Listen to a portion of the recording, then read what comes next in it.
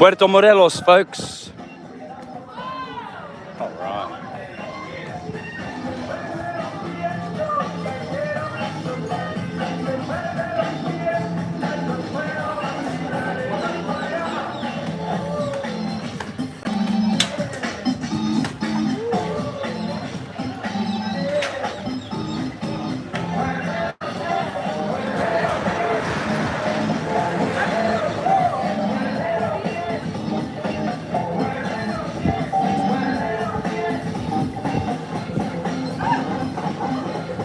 All right, these guys are good, man.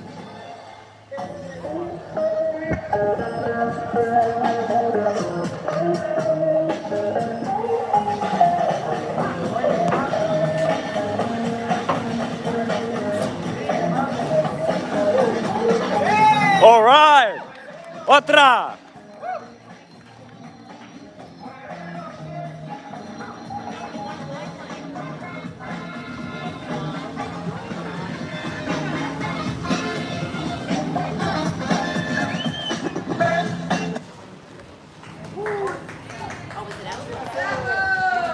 Gracias.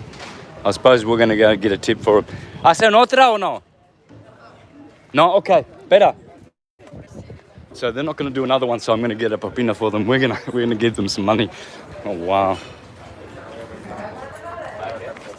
Talk about good. Gracias, muchísimas gracias. Te puse el live en mi video, en mi canal, que se llama Mr. Astrotheology. Tengo 171 seguidores. Mr. Astrotheology. ¿Tienes teléfono? ¿Tienes para agregar? Ok. Y en el video le voy a poner sus contactos, ¿no? Ok. Para que ganen trabajo. YouTube. Vete a YouTube. No tenemos internet, pero anótalo en las notas que el canal. A ver, ¿cómo se llama para...? Te digo. AS. A, S, S. TR. PR, O. O, TH. TH, EO. EO, G. G, OL. OL, Y. Y. Vale. Gracias. Ya está, ya lo estoy haciendo en live. ¿Es el canal de YouTube? Sí. Vale. Chido. Wow. Here we are. Wasn't that amazing? I'm still live, right? So I'm keeping this away from you. Unless you want to partake in my live. Sure. You guys? Sure. Okay, all right. So here we've got Roberto. The master teacher, just getting a chance to embrace the good energy from good goddesses and good gods. That's the goddess. That's Kelly. Hello, Kelly. Hi. Yeah, I just met Kelly today. Actually, I've seen Kelly in this cafe where, yeah, a few times. Yeah, I've seen you, but finally, I just thought I'd say hello because, well, you know, I mean, yeah, you've got to get to know people around you that you keep meeting. But Roberto actually has come to see me specifically the other day. He really has a lot of love for syncretism, guys. This is the sort of people that are syncretists. Beautiful, spiritual, clean souls, radiating, intelligent, conscious. And this is how the community, this is how the world's going to be, full of beautiful people like this. You know, I can share just a little bit about my journey. Yeah. So as far as my journey, you know, I've had the privilege and honor of being able to venture out into foreign lands. I've been to Egypt. I've had the opportunity to meditate, pray, and sing in the pyramids, experience their energy. I've been to Asia, toured all throughout. I've had the opportunity to read the Bible cover to cover from Genesis to Revelation. And I've learned about some of the hidden books. And as I've learned about the different cultures, you know, whether it be the Hindu culture, Buddhist culture, Tao cultures, Christian, Judaism, they're all the same. I find that there are so many similarities. Greek culture, regardless, they're all the same. So when I found the good teacher and his message, that yes, you are not crazy. Every time you read it, it seems as though it's the same Elohim teaching the same words. It's because it is. So it's been a privilege and honor to have the experience of being able to learn from such an awesome master, but then to be able to embrace and to be in his presence. truly, I can only point it as being, what do you call it? Just truly serendipitous. Thank you, brother. Serendipitous. Thank you kindly. Thank you. Now, what's happening now between the three of us is what's called in Greek paradosis. Paradosis means when you are in the torus field or energy field of another individual, you are absorbing their consciousness. This is why people go to see gurus. It's not because they're going to all of a sudden become a guru. They want that consciousness. They know there's more consciousness to be had. And the more you have, the more fullness of God you are. Then you can always be you as an individual, but you can always be fully God. Oh my goodness, we're literally just talking about this today with my friend. We're going to be creating a talk on Sunday, and we were talking about how as women, I desire to be met in a really deep way, and it's not in any sort of selfish way. It's from this place of understanding I am so vast and expansive, and there's like this deep, mysterious void inside of me, and I'm looking to play and grow and explore and like feel the God in me and feel the God in other people. And That's what's going on. That's what's going on. What You. it is? The greater I am. The greater I am speaks to us. Even in the middle of the night when no one else can speak, the greater I am screams sometimes, especially when you're embracing the understanding of who you are. But as you grow, you just have to realize that the power is within you. And as you transcend in your consciousness and ascend in your consciousness, you just have to remember that to know yourself is to know God. Because truly within you is all power to shift the atmosphere, to change political environments, to change social environments, ecosystems. Truly, you have that creative power within you. So it's just, I think at times, and I love Santos' practice of abstaining I during can see it. Where is this? These are the comments. during See how nice they are. during the time where our sign, when the moon is in our sign, you know, I love the practice of taking that time not to just live in our carnal flesh and to, you know, indulge, but to abstain and to take time to write out, okay, what are some of the things I want to accomplish? What are some of the things the world needs me to accomplish? And I find that practice is extremely powerful. I'm looking forward to this upcoming Gemini moon on just November 29th. And I'll be, spending that 60 hours just like the good teacher taught me, just truly scribing and getting a better understanding of who I am, what I want to accomplish, and what the world wants me to accomplish. Okay, so what he's referring to there is that every month when the moon is in your sun sign, which in your case is Sagittarius, there is a psychophysical germ born in your solar plexus. And males and females both have this womb. It's a spiritual womb where Christs are seeded. 13 every year, 13 moon cycles. So whenever the moon is in your sun sign, Sagittarius, this is a holy time for you. This is a time when, as Roberto said, you're seeding Christ. So it's a tender moment. It's like a baby. Yeah, go please. Well, it's going to be on YouTube, man. It's going live. I'm gonna give it to my followers too, because I've got a few thousand that need this. Okay. They've been inching at it, and I have some knowledge and some wisdom, but I always love to play the role of, I'm one of the masters, but you have to talk to all the masters to get the true understanding, because I'm still learning. We are all masters, Mars stars, because we're all action stars.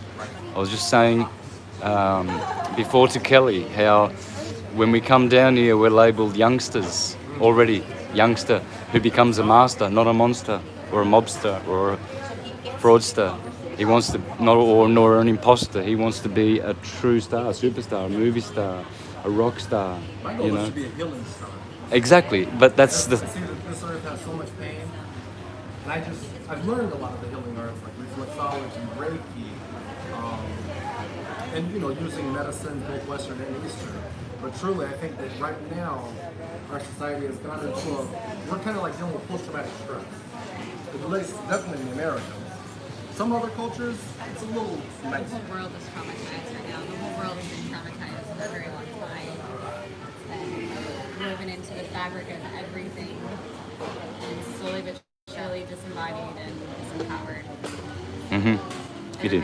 And the deepest traumatization, in my opinion, is the vilification of human nature. Yeah. Yeah, dehumanizing humanity. Vilifying it, Through- like especially in a lot of religious traditions, calling us sinners by birth, Yeah. telling us our thoughts and our soul and everything about us is evil, so that way I don't even trust in this body. That's right. You're And that right there is insanity, to not trust the home that I'm in. yeah. And now to be able to come to a place of embodiment and trust this home and trust the messages of the messages that I'm putting out into the world. Mm-hmm. One thing I learned, and this may be absolutely wrong, but it's a teaching that I embrace, is that sin is only that which disconnects us from God. What defines sin though? Because I don't even believe in sin anymore. Well, in truly, I've heard it said, and I believe it's a teaching from Yeshua or Jesus himself, where he said all sins are to be forgiven except the sin that is blaspheming the Holy Spirit. Meaning when the Holy Spirit gives you divine inspiration or guidance or wisdom, to embrace that is to embrace the Creator, to embrace the universe. But to blaspheme it would be to say, like the universe basically told me to drive here to Puerto, Morelos. Because I wanted to see the monkeys, I was hoping that I would get a chance to see the good teacher. But again, if I were to reject that, that would be kind of like an unforgivable sin, because it would disconnect you from that God that Trinity type energy that is here, present. You get what I'm saying? But Are you open to another view? of course, always. I'm an omnius, so I believe that there's one source of all light and all power, but there are many different messengers. I believe we both to be high prophets, and I'll definitely embrace what message you have, or what would you teach me? So, what I sense from that view is still a little bit of a shade paradigm of right and wrong. And I see that from the very first story in the Bible as well, where it's like when Adam and Eve sinned, all of a sudden, oh, well, you're going to do this, and you're going to suffer this, and you're going to suffer that. Now me, as a human, maybe God incarnate as well, I call myself God incarnate. Yes. Goddess incarnate. And someone who studies trauma therapy and understands how the brain responds to trauma and stimuli, how the body responds as well. The last thing I would do to any new human, if this Bible's what is for the brand new human, the last thing I would do to any brand new human is figure out that brand new human is shame them for not listening perfectly. That is not how to learn. The rule of love, the law of love, is what the universe is established by, is rooted in understanding. Why did you make that decision? Why don't you believe that I love you? How can I bring you back into this belief of love instead of separation? When we start to label things right and wrong, this is where the separation comes from. Instead of, like even in Buddhist theology, it talks about there is no forgiveness, there is understanding. Getting to that deepest root of where did this come from and how can I love that again? Power. But Yep. it's, just to piggyback one point, because the philosophy that I embrace is kind of big, because I'm an omnius, so I look at all different religions. But Which means syncretist as well. Exactly, yeah, I would definitely say I'm a Syncretism. That's sure, I'm it. initiated in syncretism. That separation, as you spoke of, that's what I believe in. When you separate yourself from another individual, that's where you have that sin. If I were to harbor resentment against maybe Santos, if maybe he said something that, maybe I'm not going to deal with him anymore, that, again, is separating me from God. So I'm not giving him that true love. I'm not sharing that understanding of, okay, I understand his nature. He may be a little different. He may have different views on things. But I think we're kind of on the same page. I embrace. It's the flavor that's getting for me though is the flavor of sin or still putting a right and wrong on it, because you are judging the motive, you're judging the partner, and really that is really hard, really challenging, and I would even say impossible to act. me, for example, like anyone could have looked at my life at any given point and said, oh, she's on drugs, oh, she's sleeping around, what if they're a whore, what if they're drug addicts? What they wouldn't be aware of is what drove those behaviors. Why did I feel the need to sleep around? And that's what I'm getting to is no longer shaming the manifestation of feeling not loved, but how can I meet that feeling of not feeling loved? How can I reassure that you're loved just where you are, because that's what the universe does. It loves us and embraces us just as we are, and then we move from there. And this is what parents are. This is how we work on securely attaching children. It's not shaming them for, sticking their finger in the sun. It's like, oh, hey, honey, yeah, that hurts, right? Oh, that's dangerous. And you know what? As a parent, I put something in there so you don't do that. It's treating life with understanding. It's an awesome philosophy. For sure. That's true. I feel as though my consciousness just ascended to a higher level based on just embracing that sort of teaching, because it makes perfect sense to not vilify your human nature and vilify the nature of those around you, but to embrace, just as nature does, the faults of us all. Or the misunderstandings, even just saying it's a fault. It's like, if I'm raised in an environment where I have not learned love, can you wrong me for not showing up in love? No.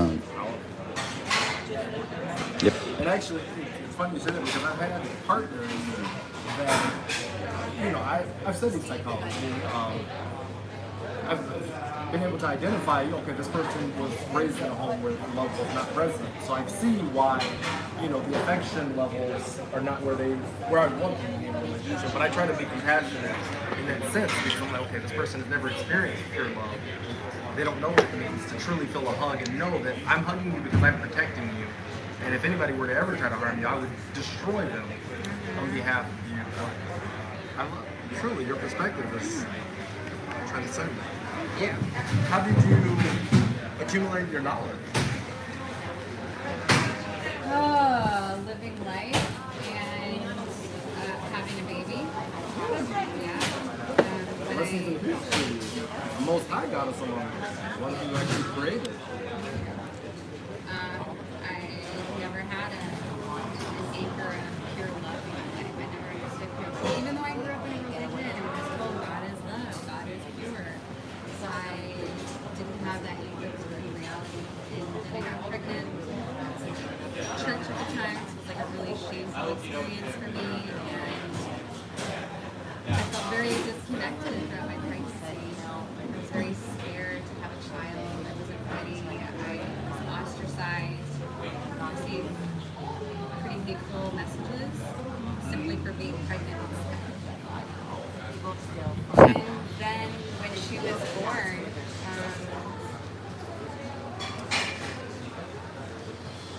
there's no way to describe it other than it was a complete flooding of love in every single last part of my being. I've never loved another being so thoroughly and instantaneously. And that's when I was like, it didn't quite register yet.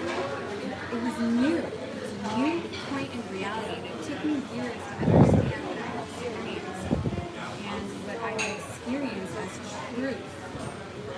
And this is why I say that at the core of human nature is love. Very easy. Because I experienced inside of myself the ability to thoroughly love another human being without them doing anything to earn it.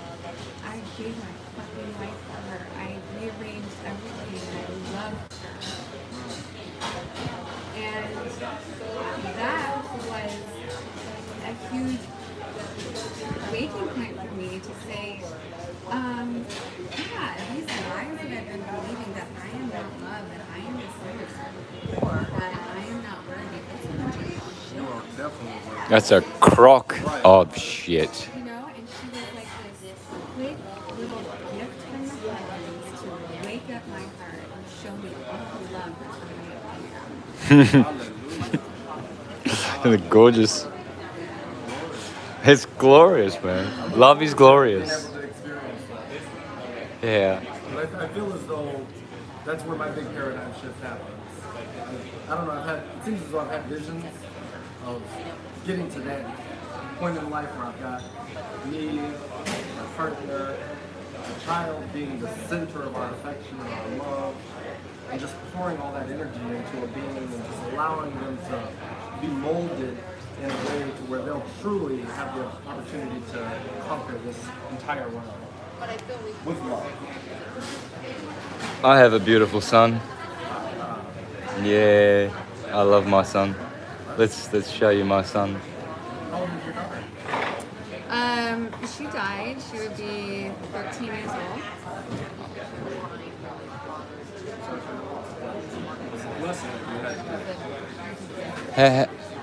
Can we ask how about a bit about that and when and what age? So she was born with trisomy 18, and the best way to describe that is Down syndrome is trisomy 21. So the children are born with an extra 21st chromosome. Right. So my daughter was born with an extra 18 chromosome, and they're born with all kinds of different issues that depends on the child. So what ended up taking her life was she had 3 babies in her heart, and she died of heart failure and suffocation. Oh wow. How old? 57 days. Oh. Yeah, she died in my arms. Oh boy. I'll like to look at her chart for you. I would love that. Yeah. I'm not sure what I would have to find her birth certificate. We'll keep in touch. Yes. With her birth certificate. Okay. Need the time. Wow. Yeah, I can see how that would have changed, transformed your life, and made it way more dimensional. That's when you became the high priestess. You were initiated. That was your initiation. She was kind enough to visit you and suffer in that body to initiate you and change the path that you're on, transmute everything that karmically you possibly can. And now you are, because you've shed the guilt. You're living in the now. You know there's no such thing. There's only love eternally. Have a look at that, guys. Can you see those rings? What's the color of those rings? What's the bottom color there? Purple. Then indigo, then Blue. then then yellow, Yellow, orange, and red. And where do you find that? In your chakra system. Okay, thank you very much. I feel as though your daughter now in the angelic realm, I feel because you imbued her with so much love, like her energy, I can somewhat feel it. And it's very powerful. It's a very powerful protective source, and it's gonna protect and guide you through all of life's struggles and journeys. Truly, I think you may not even experience as many struggles as most of us, because her angelic presence is very powerful. Like, even when I drove by, I felt something, and I was like, okay, I know I got a guy here, but it's something inexplicable. Her energy is a very powerful, like, can move planets type energy. She's a little lightning bolt. I love. You staying a little. Yeah, he's gonna help me with my astro chart. He's gonna teach me how to read it. And then it just turned into a YouTube video. That is really amazing. And I'm doing a session with Zoe later. Okay, what time? 4:30 we're gonna do that. Okay. See, well, anything it's gonna be there already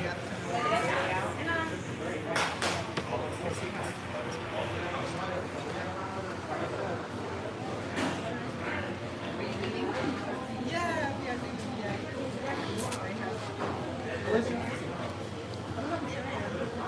Haha, nice, yeah. Say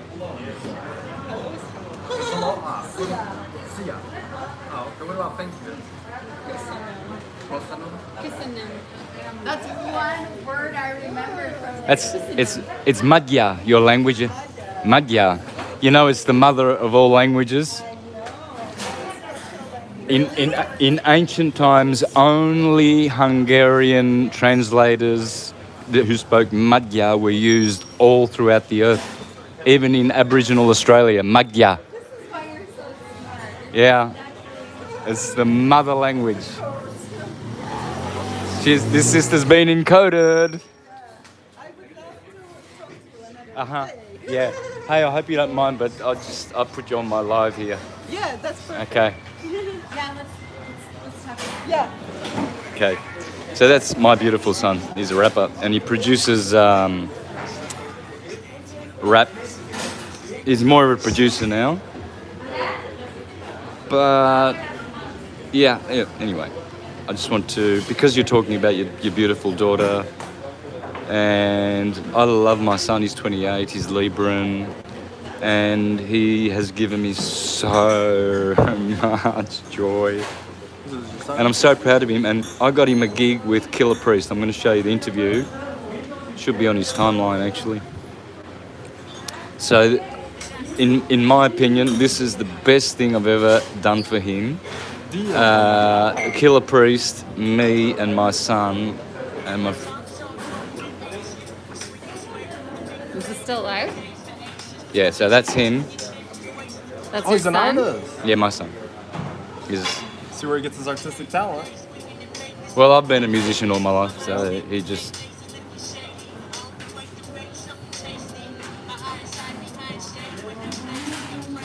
I think he's just the handsomest, most beautiful soul. I love him so much. But he's doing all that fuck daring. I want to listen to the lyrics sometime. But on his timeline, I just want to show you this, guys, and then, because this is a proud moment for me, when I did a presentation in LA in February this year, they organised for me to get on Killer Priest podcast, and now we did a sequel, because when my son found out I'm in LA hanging out with Wu-Tang Clan, going to their parties, right? And he's going, Dad, what? Who yet? What? And I said, Killer Priest. He goes, no way. And he was like, please. He said, I told him I'm going on his podcast. He said, well, can you please beg him to do a track for me? I've got a spare track on one of the songs I'm producing. So I got him the gig, and it's on the first interview where Killer Priest says, yeah, I'm going to do it, because he saw my son's work and he liked it, and so he agreed. And he's been following my syncretism for years. Therefore, here's Killer Priest honouring me, and then my son comes along. 15 years he's loved this guy as one of his top 3 rappers. Oh my God. And he gave him the compliment on the actual show. And there he is. There's my son, there's me, and there's Killer Priest on his podcast. And he said to him, the reason why I loved you so much and you've been one of my greatest influences is because of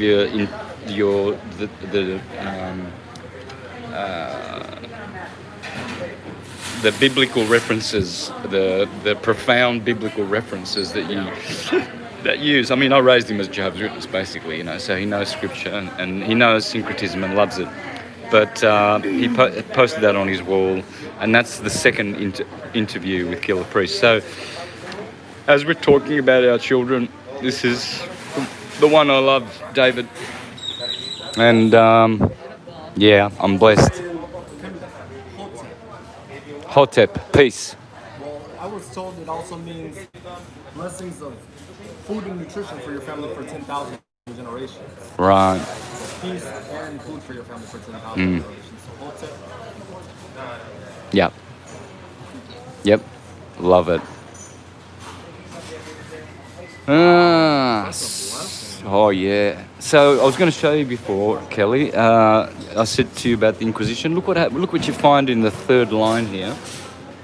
It says, not in the third line. It must be a little bit more. Oh, here we go. Yeah, third paragraph. No, fourth. For all the viewers, have a look at this, sweethearts. Exception of the Papal States. So in 1908, can you read that, please, Kelly? It was renamed, hold on, the institution, I'm going to read from the beginning. Yeah, from the beginning. With the exception of the Papal States, the institution of the Inquisition was abolished in the early 19th century after the Napoleonic Wars in Europe and the Spanish-American Wars of Independence in the Americas. The institution survived as part of the Roman Curia, but in 1908 it was renamed the Supreme Sacred Congregation of the Holy Office. In 1965 it became the Congregation for the Doctrine of Faith. What? Congregation, again, for the doctrine. Of faith. of which faith?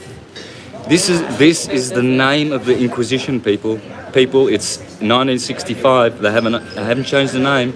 It is behind all of the plagues that mankind are experiencing: famines, hungers, third world, all of the coronavirus pandemic. All of this is, as I've said in my videos from the very, very beginning of all my videos and my work, is the work of the Jesuits, the demons, the dark forces, the military arm of the Vatican, who are here to plunder, pillage, and destroy and enslave humanity. It is right there, sweethearts.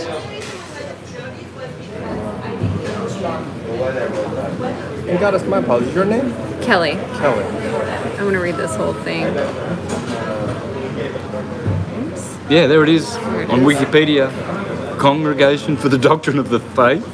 These are the people behind coronavirus. These elite families: the Orsini, the Farnese, Borgia, Pallavicini, Aldobrandini.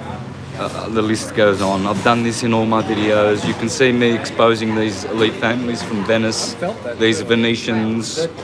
The coronavirus, I mean, although I can understand from a scientific perspective, there are plenty of medical doctors in the family that viruses do mutate, and as we fill our bodies with more chemicals to fight against against those organic bodies, they do grow in strength. So I can see how the coronavirus can be a real thing, but I also understand that from a psychological perspective, there's a mass manipulation that's happening.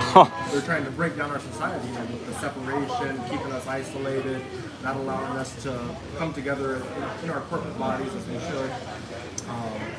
To basically keep our consciousness from getting to that higher level, especially considering the big equinox we have coming up on the 21st. That entire consciousness is going to shift. Solstice. Solstice. Now, That's my sunglasses? huh? No. Oh, what? Like, where'd you get those? Thief! Thief! Oh, I'm so embarrassed. Oh, that's so funny. You can still use them. Oh. Oh, you were trying to put your regular glasses on. Yeah. Are you wondering why you can't see? My God. Now, so I'm going to ask you: would you like to continue with your chart and share it or not, or would that personal? Yeah, we can share it. Because I can see from this chart that there's a lot of goddess energy and a great purpose for you in life, and you are a very powerful being and special, and I want to show you how. Yay, I All love right. to hear. So this beautiful woman is this electromagnetically constituted. This is her electromagnetic schematic, let's call it, or blueprint or photo of the day. So what have we got here? Well, we can see Mars in 0 degrees Capricorn. Well, Mars exalts in Capricorn, so her Mars is very dignified and it's right on the ascendant. And anything in the first house, that's the most powerful house, the first house, the ascendant. Mars is my most powerful house. No, is in, Oh. right? in. If you were born like 10 minutes later, Mars would be here. All right. You know, if you were born an hour later. So you can see you were born at, about 10. There's midday, 6, sunset, midnight, and sunrise. So you can see your sun has just come up. You were born in the morning. Sun is in the 11th house, the house of friends and social living.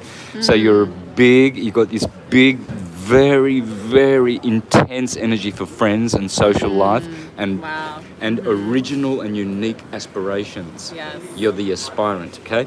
Here you are the high priestess, Neptune, channeling in knowledge, awakening your soul. This is where you are illuminated, enlightened. Mars makes you, this is your personality, so you're very martial, you've got a lot of iron action. Mars exalts in Capricorn, which means you have that practical martial skill. You take the action when required. You're a mover, and your Sagittarius rising and sun opposite your Gemini moon. I'm going to talk a lot about that because this Gemini moon here is really, really showing a lot about you. You know how you reflect and how you think. So you know, I'm like excited it's to a hear it. Gemini mind like a split mind or a double mind. You can look at it negatively or positively. In other words, it's like a dual processor, or sometimes it's like a divider where you get all confused mentally and you can't choose. You just cannot choose, depending on the moon, depending on many aspects. But It's that's both, how yes. it'll be both. And at times you'll be so quick and witty and sharp and snappy, and with that moon, it's just a great talk, especially for talking. Like talking and talking and talking and talking, not for the purpose of just listening to your own speech, but being I am a communicator. communicating. I am a trumpet. Communicate. Yeah. So here in the 9th house, you have all of this glory of Pluto, Venus, Saturn and Jupiter in the house of the High Priestess as well. This is religion, service to the gods, service in temples, travel abroad. This is your career house. You've got Venus in Libra in the career, so your big career. Total high priestess career. Yep, a All high of it. priestess career. This is me. Social Hello, living, world. awakened, martial and aggressive at times. And then you got your moon Can you in. repeat that again? Sorry. Yep, so the 9th house, religion, the high priestess, wisdom, secret of wisdom, traveling, pilgrimages, etc. That's what you're doing here in Mexico, same as me. Here you have your social aspirant house, very friendly, very, very friendly, very good social energy that you've got. These are benefics. I am a community builder. Community, yes. Well, you've got this here is community-centered, Gemini, because it's twins. It's the beginning of a community. And so you're very socially, you're very healthy. Your career path, your destiny path of, what your reputation, your honours, glories, distinctions, accomplishments, achievements, respect, that's all here, and that's very, very nice. Your lucky Venus is still in Libra and hasn't actually transited into Scorpio where she falls. Here she is in domicile, and you've got Saturn who exalts in Libra. So your Libran energy, you've got 4 planets in Libra. You must not neglect understanding. Oh no, what happened? Okay. You must not neglect understanding what this Libran energy is all about. A lot of humanity. This is my heart and soul world. I am so Justice. humanitarian to my core. Justice. Fairness. I want to see love. Yeah. This is me. And look at your purpose in the 8th house: to transform, to heal, to be creative. You can run businesses with this purpose, to have a business, or you can have. This is all about transformation, transforming your knowledge base, your sexual practices as well. It's the 8th house and represents Scorpio, which is the generative system. So you did have a karmic purpose there. Your daughter. This is the house of children as well, where the moon. And where your daughter was born, and so we know she passed away at 57 days, but this kind of shows that there was a bit of karma coming there, because this is the house of death as well, death and rebirth. So yes, she died, but she was reborn, and karmically you are connected, because both your children's house and your death house are very, very significant here. And if I go back to the day she passed, can we do that? Yeah. All right. April, We're or I'm gonna- sorry, July 19th, 2007. I'm not sure of time though. Doesn't matter. Wait, you want death or you want when she was born? No, when she died. Yeah, July 19th, 2007. All right, we're going to see. It'll be in the chart. It will be in the chart. All right, well, there you go. 3 planets transiting on that day, especially the moon, the house of death. Mars falling in Taurus, just at the cusp of children. So Mars, not good in Taurus. Love Scorpio, domicile, opposite sign is always their detrimental sign. So there also you have an indication of death. And Chiron is also associated. Chiron is wounding in, and this is the 4th house, the home. You were wounded in your home. She died Mars, in my home. yes, you died in your home. Mars activated that wound, and it is just coming up to the cusp of children where your moon is struggling with that opposition from Uranus, or sorry, the sun. So Saturn, the Grim Reaper, death in the house of death. Venus has to do with children, death. Moon, death.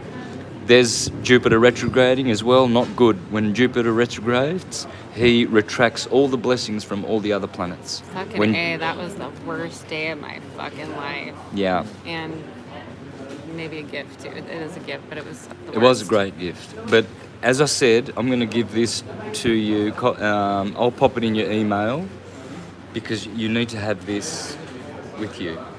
And you need to know that day and the energies and see these things. You have to see, look, Saturn, the murderer, Saturn, the killer, the one with the grim rip, the scythe and the Grim sickle, the Reaper, Grim yeah. Reaper who knocks on your door the night before you go. Where is he? He's in the house of death, the 8th house. Death, rebirth. Death, rebirth.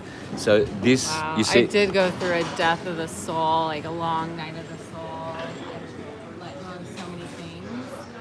The rebirth was ugly though. I was like angry. Yeah. Yeah, well... I was angry and hurt. It was pain too. Yeah, I would say the anger would come from the fallen Mars bitter. So this also added to bitterness.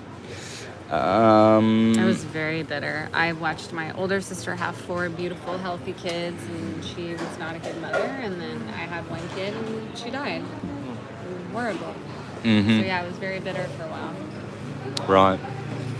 It's a blessing that you've been able to transmute that energy into positive change and transformation versus destructive. How am I going to send that to you? I'll just put the phone away from the computer. And you got an email address you want to punch in there for me or something? Because you need that, and I'm going to send you your birth chart as well so you can look at that. So I'm noticing my Uranus is in Sagittarius along with my Saturn is in Sagittarius. Yeah, you were lucky. You were born in the 80s, right? Late 80s, 88, yeah, because that's when Uranus was in Sagittarius, and I really like that. I think Kelly has the same thing. Let me get rid of that. All right, get that out of the way. Let's see what Kelly's got. Neptune in Sagittarius. Her Uranus is still in Scorpio, so it's a little bit older, from 1980.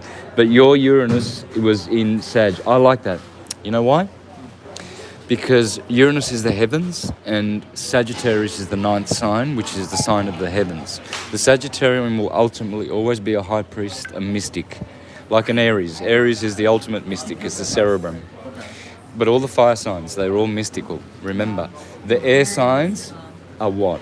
The air signs are what?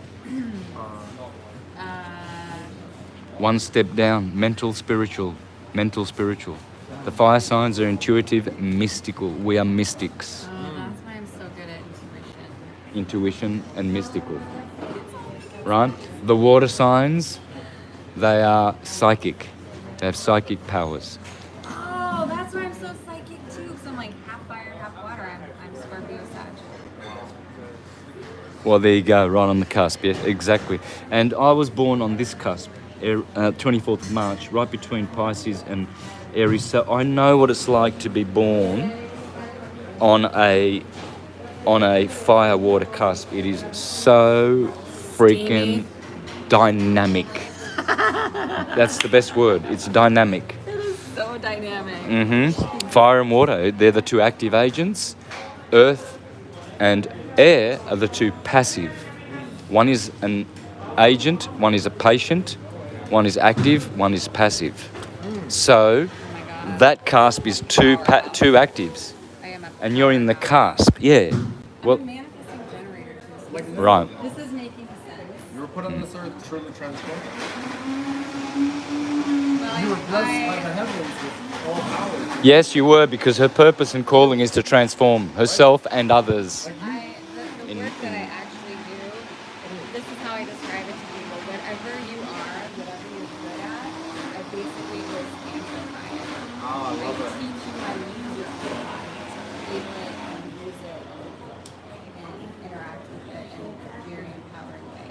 So how do you do that, and do you have a site? A yogi and a life coach. I'm not a yogi.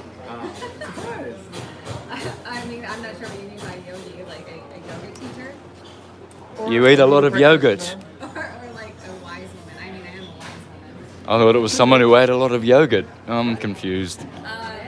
Yes, so I do a few things. My favorite modality right now is psychosomatic therapy. And what that is it's understanding how our emotional and physical circumstances affect the way our body is shaped, the postures we hold, the mental, physical, emotional patterns we develop. So basically this is like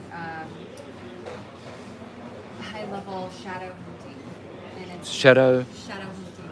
It's hunting. hunting, yes. Personal shadow hunting. It's looking in your own mirror, seeing what's out of alignment, seeing what's there, and then choosing how you want to engage with it. And so I guide people through shifting as well. So I do posture corrections.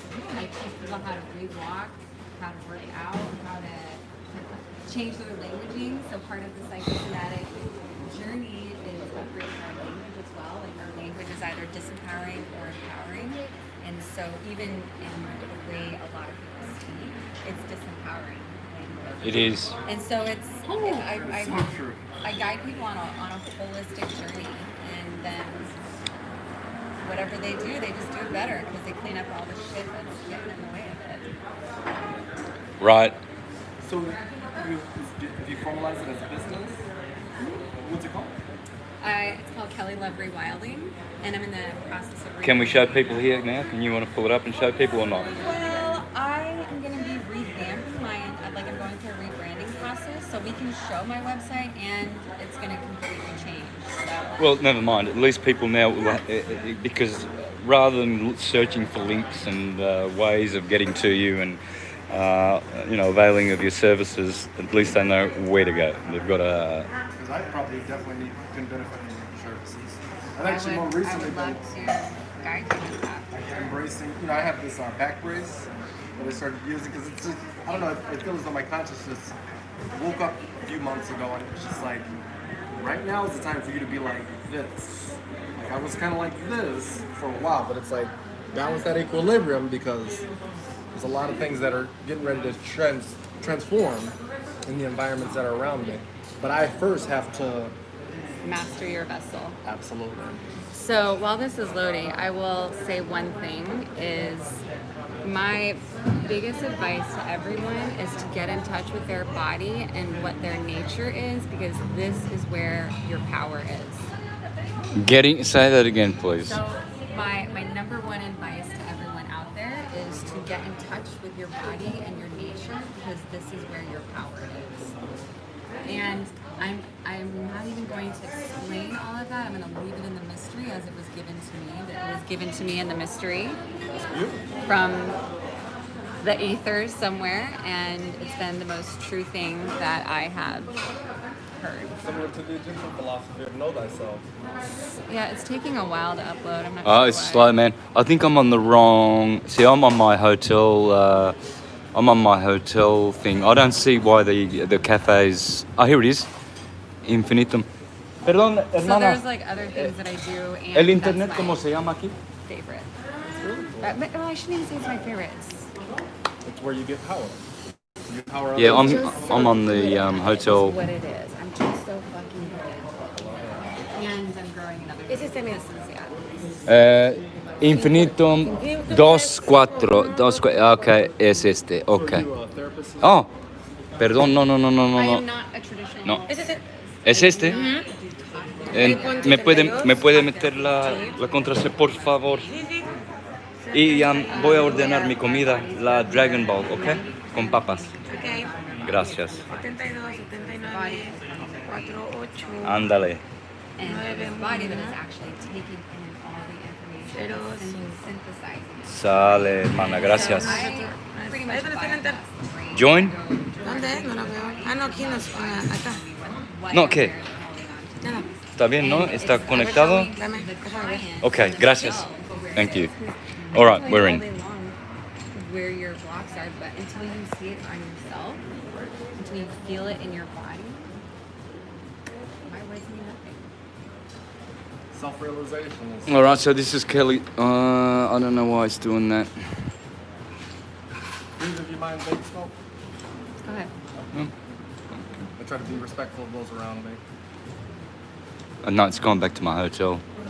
It's not going to stay on infinitum. Anyway, it's working. There you are. Well, it's going to rechange, folks. It's this is Kelly 1.0. 3.0 is coming out soon. And can people just For your services. To do like an assessment and I guess a plan, is that what you would? I guess it depends on what you're looking for. So I offer lots of different packages. Like if you just want coaching on how to use your body properly and verbally hear what's going on, it's about, I do 90-minute sessions at 200. If you want the full psychosomatic therapy effect, I actually recommend a 6-week coaching program, which comes with a full body mind analysis and then weekly coaching on how to understand your body's language, engage it, communicate back, shift realities, shift patterns in your life, and that's at $3,500 right now, which is not going to be forever at that price because it's a steal right now. Great. Well, you are going to have already, there'll be 172,000 subscribers who have access to your healing, services, and who knows, that's going to possibly and hopefully help you in your world and other people, because that's why I've done my channel and put the greatest science knowledge on there so that people can be free. You will know the truth and the truth will set you free. I do it in my service to humanity. It's cost me, well, it's not cost, but I have been tortured with sleep deprivation and skin itch for 10 years. Probably a targeted individual, probably nanobots, who knows what kind of AI freaky shit they're doing on me. But I have been tortured for 10 years with itch and sleep deprivation, lost a lot of weight, and I have done all of those interviews and all of those products, touring the world, teaching syncretism, as you can see on my channel, in those 10 years. So I haven't had a day of peace, really. And people say, well, why don't you meditate a bit more? It's really hard to meditate when you're just itching all the time, right? So you get me I'm doing a lot of protocols right now. should have brought it. Right now, I'm doing things. But that's my channel there, guys. You're watching live on it already. I've got some great Tartarian local stuff that I've been doing. This one is just titled M. This one that's doing now live because when the dancers got on, I didn't have time to make a title. So I'll fix this title in a minute once we stop the live. I think we're going to finish in a minute. I've just ordered my lunch. We are in Cafe Mangata. Mangata, that's my balcony there. Right under my balcony is where we are having this conversation. Hallelujah. There's the beach. There's the temple. There's the bell and the dome. Tartaria. Wow. From a spiritual perspective, I've always felt very connected with cats. So I think now I definitely know. When I get back, it's going to be my number one purchase. What's that? I haven't found a cat. Uh-huh. Right now I have a dog, but I was telling Kelly how when you mentioned the spiritual benefits of having the cat presence, I mean, because I always meditate when I experience cats. They come around, and for some reason they always gravitate towards me. Whether I'm at somebody's house and it's their house cat, or just alley cats walking down the street. I just notice sometimes they'll just start walking up and they'll just give me a little blessing. I consider it a blessing when it's just they're transmuting a little bit of that energy, saying, "Hey, we're rooting for you. You're doing good. Keep it up." Well, it's actually it vibrates at a healing vibration. It's literally their healing vibratory essence presence. They're magical. Beautiful. I should be wrapping this up because I don't really like long. I think we're about an hour. I don't really like, but there's so much great wisdom coming from both of you guys, man. Thank you for your wisdom. I've been blessed. And these folks, you are blessed. Thank Yeah. you for starting a conversation and Yeah. introducing yourself to me. Yeah. I just introduced myself to Kelly like about 4 hours ago. Oh no, about 2 hours ago, people. And Roberto, as I said, he came to see me last week. Especially, I've had tens of people come from all over Mexico and all over the world to come and see me and stay here in Puerto Morelos. I got people, really. There's a family of syncretists here. It's my family, you know. There's Ruben, I'm here. Did 2 ayahuasca journeys at his ranch just down. He lives in Puerto, just down at the Selva in Ruta de los Cenotes. He's got a maloca there where he does ayahuasca ceremonies, he and his wife. There were 30 people there the first time, 30 the second time. I'm getting healing. I'm getting... got my car fixed now. That was in the garage for 2 days, so now I've got my little tracker back, my 4-wheel drive. I can go around and see Chichen Itza and do some stuff and some lives for my channel. You want to come with me? Sure. All right, because you're hanging in Morelos, aren't you? Well, right now I have a hotel in Cancun, but I actually think I'll probably be moving here. Dude, come stay here. Cancun's a shithole. What are you doing? Well, you know, I started there and I found this really cheap hotel with people. So I was just like, you know what? I'll be here for a little bit because I still wanted to explore the area. But the more I keep coming to Puerto Morelos, it's truly. This is the jewel of the Riviera. They say it's the jewel. I just want to see the monkeys. I hear the monkeys habitate here. Have you heard? Hey? Monkeys? Yeah, I've heard them. I don't know. For some reason, I feel as though monkeys, they're very intuitive creatures, and they will only habitate in places that are good. If it's a bad area, you don't see monkeys. But I've been, you know, all throughout Asia, and when I've experienced monkeys, it's just there's a certain level of peace just being in their aura. Because I feel that they're sentient beings, just like us. I feel that too. I feel really comfortable in the presence of monkeys. That's why they're always in the temples in India. Yeah. Monkeys and cats. Yep. Monkeys are also of the Leo feline sign because there's not just one animal per sign. There's many archetypes that fit into any sign. Scorpio is the serpent. Scorpio is the scorpion. It's the eagle. It's the phoenix. What animals fit into Gemini? The rat. Really? Yeah, the beaver, the raccoon. Chinese zodiac, I'm a sign of the dragon. No, I don't agree. It's the rat. I've syncretized the Chinese system. I was showing this to Kelly just before. The Chinese system has been syncretized. This is how it works. Aries is the dog in Chinese. Taurus is the cow. Piggy bank, Taurus, the house of money. Gemini, yeah, it's where you can, these are my graphics. Yeah. There's the rat, Gemini. That's why I said rat, the first word. There's the cow. The cow jumped over the moon, Cancer. There's the tiger with the lion, Leo. I mean, that's a no-brainer. There's the rabbit in Virgo. I'm a rabbit in their system.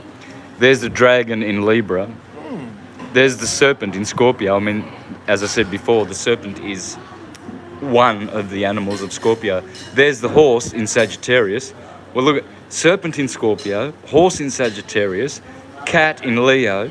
How can this not be the correct syncretism? And yet I've seen 2 other systems. But mostly I've seen this system, and I did not learn it from any system. I just knew that this is it. So this is your original piece? Yeah, Oh, this is one of my graphics. Yeah, this is called the syncretism wheel. Here you've got the lamb with Capricorn, the goat. Hello to ovines. Here you've got the monkey with Aquarius, the man. Hello, hominoids. And here you've got the chicken with the fish. And so that is it. Okay, no arguments. I know people are going to say the dog is in Libra. Yes, there is a wolf, the lupus, the deacon of Libra, and they always put the dog here and start from Libra. I start with Aries, the dog is in Aries. Because where the ovine is, the ram, there is also the canine. So I think this is perfectly syncretized. The colors as well. The horse makes sense for me. And Yep. coincidentally, synchronistically, serendipitously, it's in my logo too. Okay. It's actually, can I show you? Yep. Can I show you my logo really quick? Let's do it. No, you got You it. know, I don't have a touch screen. How does this work? Santos, have you been to China? Yeah, just a stopover. Well, you can. Hang on, it's kind of. Where do you want to go? Oh, there. Yeah, there. It is. Oh, that is beautiful. How cool. So it's the woman inside the horse's head. You are a Sagittarius. Did you know you were doing that? I had no idea when I made this logo. I felt into the energy and the essence of the horse. And God. See? I wanted the woman inside of it, and then I found out, the horse also embodies masculine energy, so it's the feminine inside the masculine. And I can feel that. You're definitely not like, and I don't mean to demean women at all, but you're definitely not the softest, most gentle woman. I see you as being a very powerful, like, kind of like a Wonder Woman, Amazonian type goddess. Oh, I nice. love it. Warrior wild woman, yes. Like literally, as I walked up, I was like, oh, whoa. We've got a warrior goddess in our midst. I love Actually, that. my name means love warrior. Does it? Perfect. Let's end on this, folks. I'm going to end with The Last Supper of Leonardo da Vinci, and let's see how... I'm going to put Kelly to the test. I showed her the signs. Aries is the cerebrum. Gemini is the arms.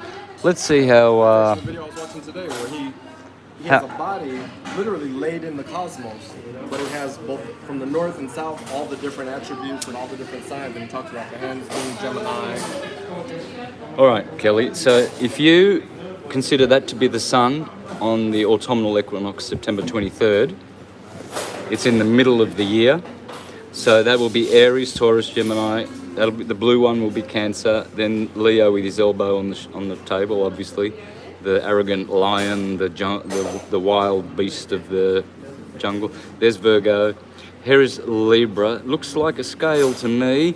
There is Scorpio with his little stinger pointing up. There is big Jupiter, Sagittarius. There's Saturn-ruled signs, Aquarius and Capricorn, and there is Pisces.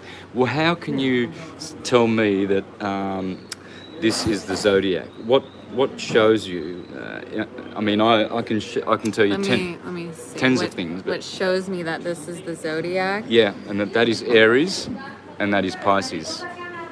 Any indicators? I don't have all the signs and charts memorized. What's yet. Gemini doing? The third from the left. What's he doing with his Oh, hands? he's got his hands up. Well, didn't I show you before Yeah, that you is did. Gemini? They are Oh. twins, twin hands. Yeah, What is Libra doing? The green one to the left of... balancing. Yeah, the scales. And green is the colour of Venus, who is the ruler of Libra. And you have Venus on 28 degrees Libra. What is Cancer doing? Which one is blue guy, Cancer? right next to Gemini with his hands there. What's he doing? What's he got in his hand? Look at it. Look Oh, at it's it. a knife. He's got a knife in his hand. Is it Judas? And where's he pointing? He's pointing to the missing Adam's apple in Virgo's throat, Like, what's she doing pointing here? out, hey, this disciple's a chick. There's no Adam's apple. Oh. See what Leonardo da Vinci's doing? He's teaching that this is the Last Supper. Why is it the Last Supper and there's bread and wine, or bread and why? Because it's Virgo. It's the sun is transiting at the equinox, transiting Virgo to Libra, and it's offering the Last Supper because here is the summer where you eat, and here is the winter where you can not eat. You have to hunt. Harvesting, hunting. That's the harvest month, the harvest moon. In Virgo, in Libra, it's called the hunting moon, the hunter's moon. Because this is the last supper before winter. It's the last supper. It's the sun with his 12 signs of the zodiac. You see? So we're going to end with that, with a good lesson of astrotheology. All of my students have seen this. I've done this thousands of times in my radio shows and presentations. You'll see me decipher this Da Vinci painting deeply in many of my presentations. But So this would have been on the 20th of December? no, this is the equinox. Is in the middle, equinox, balancing the year, yeah? The solstices happen here and here. But the equinox happens at Aries. That's why Christmas is around December 25th, because they were trying to balance it to be as close to, what is it, the equinox? The solstice. Solstice. Solstice. Solstice. But I thought this happened right before the crucifixion. Well, there's 4 crucifixions. Every time the sun goes over a tropical point, a solstice or an equinox, it gets crucified. It crosses over. It's a crucifixion. And it dies because the season that it preceded died. It's not literal. It's talking about the death of the Saviour. When the sun drops the Tropic of Capricorn in the winter and you're in Sweden and you only get this little 2 hours of daylight or sometimes none, but then when it comes up to the Tropic of Cancer on the flat Earth and does a circle, you get the midnight, you get 24 hours of sun. How can that be if we're not living on a flat plane? You see? And that's why when the sun is way, way, way over there in the Tropic of Cancer, you're freezing your tits off in the Northern Hemisphere, right? Because the sun has died. So on the 21st of December, you get all the legends. Thomas is crucified, Jesus gets crucified, then gets reborn on the 25th of December, 4 days later, after the crucifixion. So the same. help us to re-understand astrology. Yes, the sun is always born at an equinoctial or solstitial point. And look, here comes my lunch. It's called a Dragon Bowl. La papas? Ajá. Gracias. Lo pongo aquí. I've looked into it. It's pretty good. remain open-minded. You know, I know Mis cosas. Gracias. there are quite a Gracias, few people hermano. that say that it's a flat Earth, and for me, it kind of makes sense because it's like when you're in a plane, you would think, you know, especially when you're going overseas, that there would be, you know, a lot more of this versus just you're flying straight up and straight down. And then, of course, when you're looking at the sun, it's like I look at the sun and I see the moon, and I'm like, you see them at the same time sometimes. They're almost the same size. So for me, I think the flat Earth makes sense, but then at the same time, I look at the round Earth Oh, theory chingón. Un poco de agua? rules, and they say that we're just a speck in the midst of the universe. And I guess, I don't know, at times it kind of takes away some of our power, because instead of Can I? theory where, okay, we are the center of the universe, everything the worst. is put in place to allow for our comfort and our habitation, we're just, you know, kind of a speck sitting over here in the midst of a huge galaxy, in the midst of a huge universe. I don't know, I guess it's still kind of in my mind, I look at both with an open mind. I would just concentrate on the fact that it's stationary because you can prove it and it has been proven, and only all the scientific experiments that have ever been conducted in the history of history prove and confirm that there is no movement of the Earth. No one has ever detected. Einstein went to his dying bed saying, "Hey Larry, Larry's coming." What did he say? He said, I am convinced and know that no experiment has ever proven the motion of the Earth. That's how he died. And I've made videos of Pierluigi Iguina, the guy who worked with Marconi, the discoverer of the radio, for 10 years. He did experiments, and he says that the Earth is stationary, and he proves it. You see in my video, you will see me with the interview, the guy's interviewing this little old man, and he goes into the laboratory, turns on his strobe lights, 2 strobe lights, one connected to the Earth, one connected to the rotating magnetic field that the sun produces over there, and he shows the strobe light making motion in reverse, in precession, around his laboratory, and he says, you see that? Strobe lights, just using strobe lights, I can prove to you that the Earth is stationary. Marconi knew it, I know it, and until scientists get with it and learn that the Earth is stationary, regardless of whether it's a globe or flat, forget about the shape of it.